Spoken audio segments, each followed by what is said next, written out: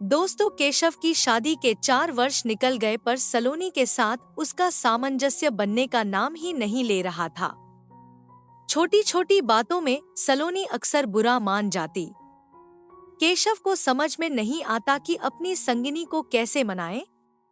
उन दोनों के कॉलेज का साथी निशांत सालों बाद उनसे मिलने आया। दोनों ऑफिस के पास ही के रेस्टोरेंट में साथ लंच कर रहे थे। निशांत ने सलोनी से भी मिलने की इच्छा जाहिर की, पर केशव ने बात बदल दिया। इस बात पर उसे संदेह हुआ कि कुछ तो गड़बड़ है।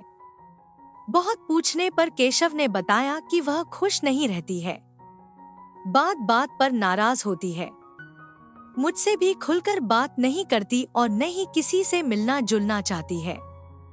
आखिर मैं क्या करूं? कैसे खुश रहेगी? तुम तो अपने परिवार के चहेते हो, चारों ओर तुम्हारा यशगान होता रहता है। उसके व्यक्तित्व को भी उभरने दो, पहले साथ वक्त बिताते थे ना, वैसे ही कुछ निजी समय निकालो।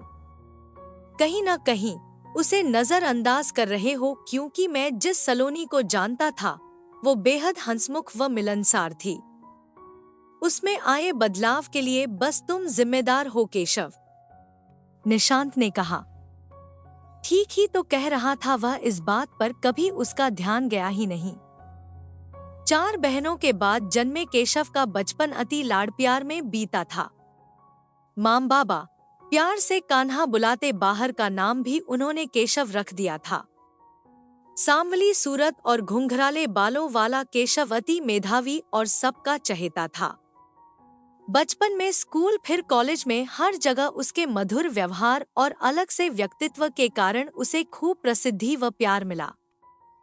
और हाँ, लड़कियां भी दीवानी थी केशव की, पर उसने किसी से दिल ना लगाया था सिवाय सलोनी के। दोनों की दोस्ती थी और शादी भी हो गई।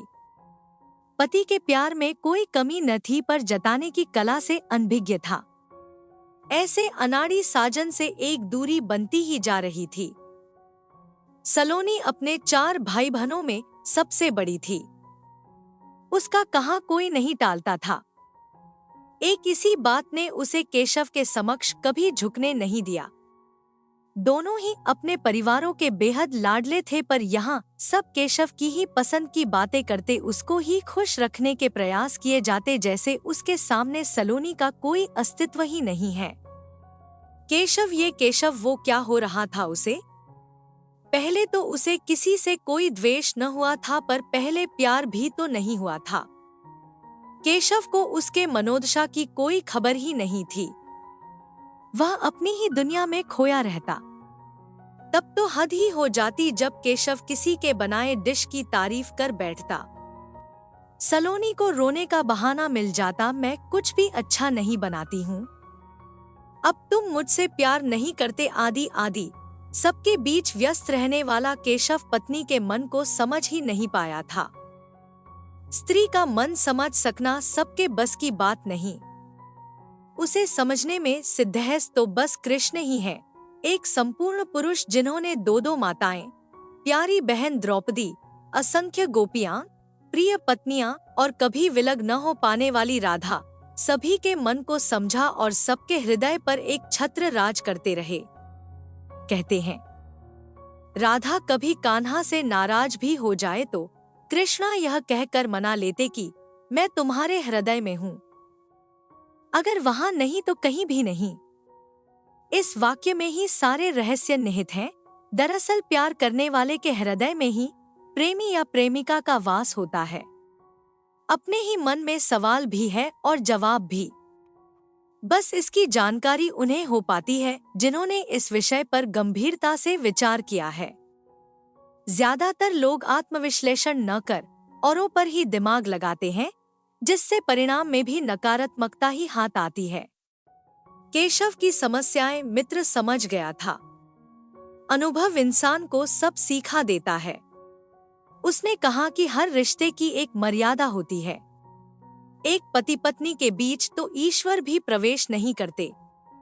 इस रिश्ते के अंदर अपनी पत्नी को खुलकर जीने दो। बाहर चाहे जो भी मजबूरियां हो, पर तुम दोनों के बीच आपसी समझ व अटूट प्रेम ही तुम्हारे रिश्ते की आधारशिला होनी चाहिए। वह उन दोनों के केरल के टिकट बुक कर साथ लाया था। दोस्त के सामने टिकट रखकर इतना ही बोला, कब तक देवकी, यशोदा, नंद बाबा और गोपियों के कान्हा बने रहोगे मित्र? प्रेम के ही सब रूप हैं। राधा तो कान्हा की आत्मा है, उन्हें क्यों अछूता छोड़ रखा है? अपने प्रेम की नींव रखो, अपने पारिवारिक जीवन की सफल शुरुआत करो। और फिर दोनों सालों बाद बिल्कुल अकेले घर के बाहर निकले। चेहरे पर एक चंचलता थी। सलोनी को पता था कि अब उसकी बातों का केंद्र केशव और उसकी वो है। केरल के 4 दिन कैसे निकले पता ही न चला। सच पूछो तो सलोनी को वापस आने का दिल नहीं कर रहा था। और हाँ, केशव ने ये समझ लिया था कि इस रिश्ते की भी एक निजता है। उन सीमाओं के अंदर बाहरी लोगों का प्रवेश वर्जित है। वापस घर आने पर सबको एक अलग ही सलोनी दिखी। इस आत्मविश्वास से भरी सलोनी की आंखों में फिर किसी ने आंसू नहीं देखा। और जल्दी ही एक प्यारी सी नन्ही कली खिलने की उम्मीद से बंधी सलोनी फिर से सपनों में जीने लगी थी। बस खट्टा खाने की ललक में बार बार रसोई में जाती सलोनी ने सासू माँ का दिल जीत लिया था। घर में फिर से कान्हा के बालरूप के आने की खबर ने खुशियां बिखेर दी थी। माँ बाबा ने नन्हे केशव के आने का इंतजार भी शुरू कर दिया, पर केशव ने सलोनी की चाहत में अपनी चाहत ढूंढ ली थी और उन दोनों को गुड़िया चाहिए थी। इस बार उसने अपनी यह इच्छा सबके सामने रख सलोनी के हौसले को बढ़ाया था। कुछ महीनों बाद उनके आंगन में एक नन्ही परी का आगमन हुआ। केशव अपनी गुड़िया को बाहों के झूले में झुलाने लगा। उसकी दुनिया प्यार से संवर गई थी।